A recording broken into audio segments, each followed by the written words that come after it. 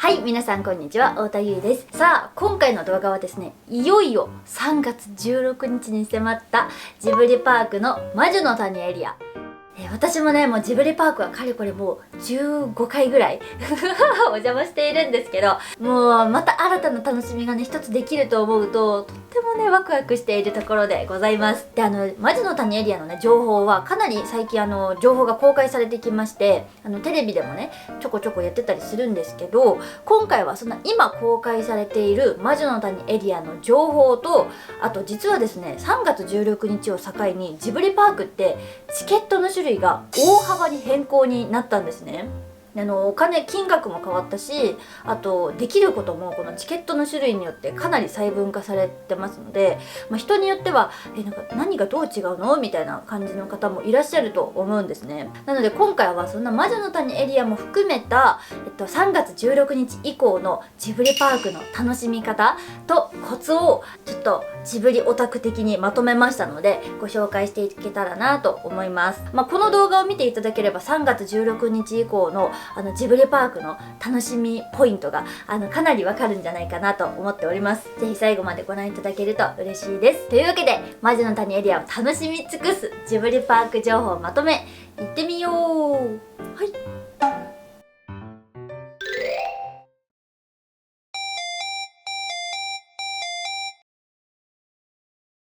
はい、じゃあまずね、ジブリパークにまだ行ったことないよっていう方のために、なんとなく想像しやすいようにちょっとお伝えすると、まずジブリパークっていうのは愛知県の長久手市というところにありまして、一番新幹線とかに止まる有名なのは名古屋だと思うんですけど、その名古屋駅からだいたい50分ほどで到着するのがジブリパークになっております。ジブリパークに行く方法はこんな感じ。電車とバスで行く方法と車で行く方法がありますが、推奨されているのは電車とバスになります。車で行かれる方は駐車できる台数に限りがあるので気をつけてくださいね。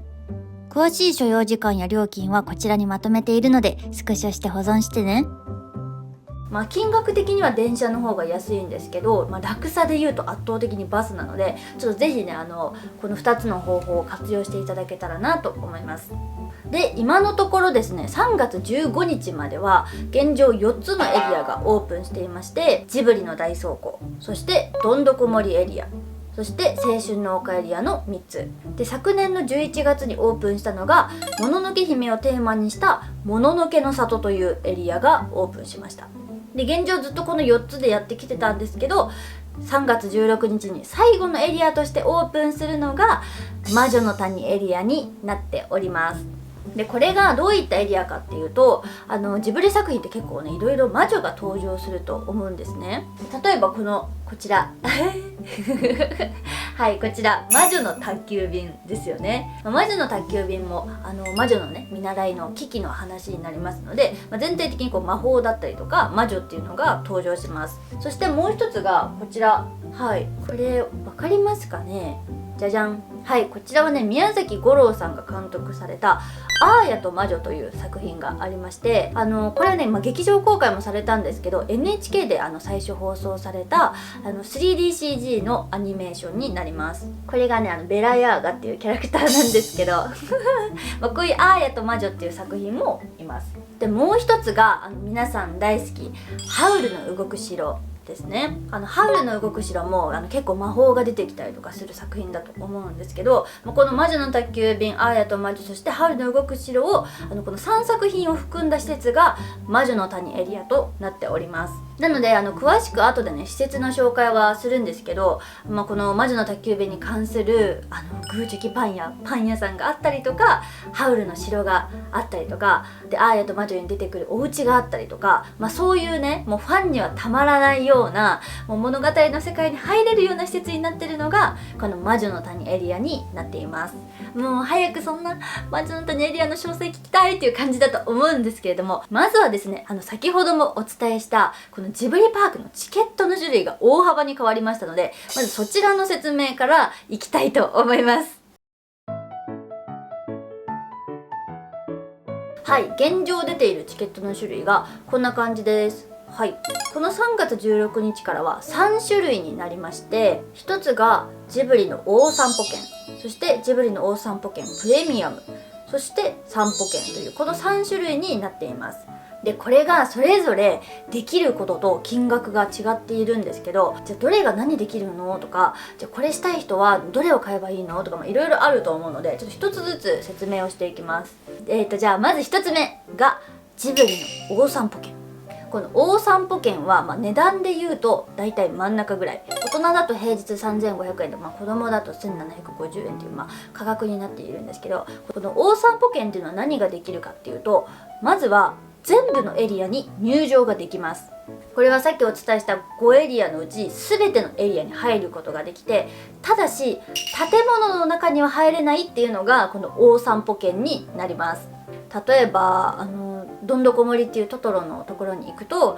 さつきちゃんとめいちゃんが暮らしてるさお家があるんですけど、お家に入ることはできません。その建物の中は見れないけど、その建物の周りもうすっごいいろいろあるんですけど、その建物の周りは見れますよっていうのがこの大散歩券になっております。でもさ、中にはさ、それだったら、せっかくならめいちゃんたちが住んでたお家見たいっていう方がたくさんいらっしゃると思うんですけど、そういう方たちが買っていただくのがこちら、はい、プレミアム券になっております。いや、この大散歩券とプレミアム券の違いは何かっていうと、この建物に入れるかどうかっていうところなんですよ。この大散歩券でももちろん本当グッズも買えるし、レストランとかも入れるんだけど、ただその展示物建物の中に入れないっていうのだけご注意いただければと思います。そして最後もう一つあるのが散歩券。じゃあこの散歩券は何ができるのかと言いますと、大倉庫を除く4エリアに入ることができます。先ほどお伝えした5エリアの中で一番大きいエリアが大倉庫エリアと言われていて、ほんといろんななんていうのかな、作品が混じったというか、もうほんと倉庫みたいな感じなのが大倉庫エリアなんですね。すごいここだけで1日遊べるぐらい大きいのが大倉庫っていうところなんですけど、その大倉庫を除いた4エリアに入場することができるのがこの散歩券になっております。ただしこの4エリア入場できるんですけど、先ほどの大散歩券と同じで建物の中に入ることはできません。なので大散歩券と散歩券の違いとしては、大倉庫があるかないか、それによって、このちょっと値段が変わってくるっていうのが大散歩券と散歩券の違いになっております。でちなみにね、この散歩券の面白いところは来園日の7日前に予約なんです。これがね結構ね私的にはポイントで、ジブリパークって本来だったら2ヶ月前の10日に発売なんですね。この散歩券の場合は7日前から予約が開始になるので、例えばその近所の方とか来週愛知行くんだけど何しよっかなっていう方とかはもうすぐネットで予約して気軽にジブリパークに行けるのがこの散歩券になっております。私的におすすめの使い方としては、すでにジブリパークに何度か行かれていて、大倉庫はもう楽しみ尽くしたよという方は、散歩券でもいいかもしれません。ただし、3月16日からジブリの大倉庫も一部パワーアップしておりますので、もう一度大倉庫も楽しみたい方は、大散歩券かプレミアムを買いましょう。で、これにプラスしてですね、私みたいな東京から行く人とか地方民の方におすすめなのが、私もお世話になっている JTB さんのチケットになります。この JTB さんのチケットは何が違うかっていうと、ホテル付きのプランになるんですね。私とか東京の人が新幹線行ってジブリパークで遊んで一泊するっていう時に使いやすいのがこの JTB のプランになっております。でこれでね私的にすっごい嬉しいのがね、この我らが JTB さんがですね3月16日からプランをリニューアルされまして、なんと2日連続ジブリパークに行く方法ができました。いやこれがね今までなかったんですよ。もうジブリパークといえば一日行ってもうほんとさ時間もさ工夫しながら一日楽しむみたいな感じだったと思うんですけど、宿泊プランでうまくチケットを組み合わせることでなんと2日間ジブリパークに入場できるようになったそうです。例えば1日目は大散歩券を買ってその日宿泊で、2日目はプレミアム券を買って建物の中を見るみたいなね、そんな実質2日間楽しめるようにシステムが新しくなったそうなんです。もちろん1日だけのチケットを買うこともできるんですけど、この公式チケットの方で1日楽しむ予定を立てるもよし、 JTB さんの方で2日間の予定を立てるもよしっていうね、こんな選び方ができるように3月16日からはなりました。なので地方から行ってね、もう今回の1回で楽しみ尽くしたいっていう方は、そんな2日間チケットを買うのもおすすめなのかなと思いますので、ご自身の、予定に合わせてぜひチケットの種類も買い方も工夫していただけたらなと思います。でチケットの種類はこんな感じですと。そして待望の魔女の谷エリアの詳細情報、一体ここは何があるのという話に移りたいと思います。まず1つ目、グーチョキパン屋があります。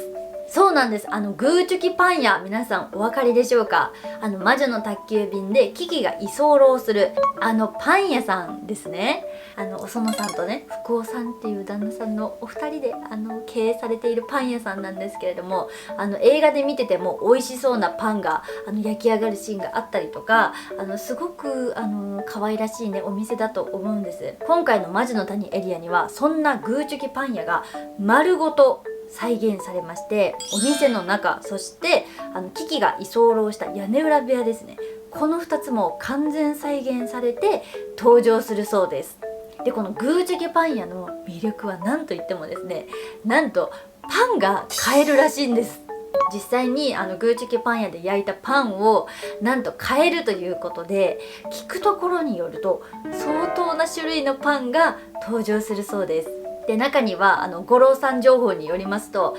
ジブリパークにはね、五郎さんお墨付きのナポリタングルメっていうのが登場しているんですけど、このグーチョキパン屋にもナポリタンにまつわるパンがあったりとか、愛知名物のあれが入ったパンがあったりとか、すごくね素敵なラインナップになってるらしいです。なんか私の聞いた情報によると、1回ではもう買い切れないぐらいのパンがあるとかないとかっていう感じらしいので、ぜひねパン好きの方はチェックしていただけたらなと思います。で加えてもう一つ魔女の宅急便関連であるのが沖ノ亭になります。沖ノ亭っていうのは物語の冒頭でねちょっと登場したキキの実家ですね。めっちゃコアなところ再現したなって私は思ったんですけど、沖ノ亭っていう、キキのお父さんとお母さんが暮らしているお家ですね。あれももうそっくりそのまま再現されて、キキのお母さんのコキリさんっていう方はこの薬草を使った薬を作るお仕事をされているので、そんなコキリさんの作業場も丸ごと再現されているらしく、ちょっと私も何がどんな感じになってるのかまだ知らないんですけど、そんな沖ノ亭っていうスポットもあります。2つ目はですね、ハッター帽子店も登場します。ハッター帽子店っていうのはハウルの動く城の中で登場するソフィーが働いていた帽子屋さんですね。物語の冒頭の方で荒地の魔女がソフィーに魔法をかけるシーンがあるじゃないですか。お店がハッター帽子店っていうお店なんですけど、ハッター帽子店も再現されるそうです。でハッター帽子店って帽子をね作って売っているお店なんですけど、この魔女の谷エリアのハッター帽子店ではなんと帽子を買うこともできますし、なんとオリジナルのキャンディー缶を買うことができるそうなんです。これはあれなんですかね、劇中でソフィーのさ妹がさお菓子を売っているみたいなシーンがあったと思うんですけど、それにちなんでなのかハッター帽子店では帽子とあとキャンディーですねが買えるそうです。それがハウルの動く城の、ハッター帽子店で、もう一つあるのがアーヤと魔女のお家になります。これぜひねアーヤと魔女を拝見されてからご覧になってからぜひねジブリパークに行っていただきたいなと思うんですけど、アーヤと魔女っていう宮崎吾朗さん監督の作品の中に登場するベラヤーガの家というのがあります。この主人公のアーヤが引き取られていくお家がベラヤーガのお家になるんですけど、そのベラヤーガのお家を丸ごと再現したのがアーヤと魔女のお家になります。もう私はね結構アーヤと魔女好きなので、ちょっとこれも嬉しいポイントだなと思うんですけど、もうまさに映画に出てきたようなアーヤの部屋だったりとか魔女の作業場だったりとかがもう細部まで再現されているみたいなので、なんか聞くところによると家の外の庭まで再現されてるとかされてないとからしいので、ぜひ行かれた際はねお家の周りもぜひ注目していただけたらなと思います。そして魔女の谷エリアの施設4つ目はハウルの城になります。これはさもう説明も必要ないですよね。ハウルの動く城に登場するお城が丸ごと再現されておりまして、魔女の谷エリアの中心にドドンとドデカサイズで登場するみたいです。で劇中ではね1階と2階に分かれていたと思うんですけど、それも丸ごと再現してカルシファーのいる1階からハウルの寝室がある2階までもう完璧に再現されているみたいなので、ちょっと私もねすっごい楽しみなんですよこれが。でどうやらねこの動く城は、ハウルの動く城ならぬ微妙に動く城らしいので、なんかね1時間に数回ね動くらしいんです。でそれどこが動くのかとかその何人に動くかとかは公開されてないみたいなんですけど、微妙に動くらしいのでちょっとそれもぜひね現地で確かめていきたいなと思います。で建物としては、こんな感じですかね。メインの建物としてはこんな感じプラス魔女の谷エリアにあるのがアトラクションになります。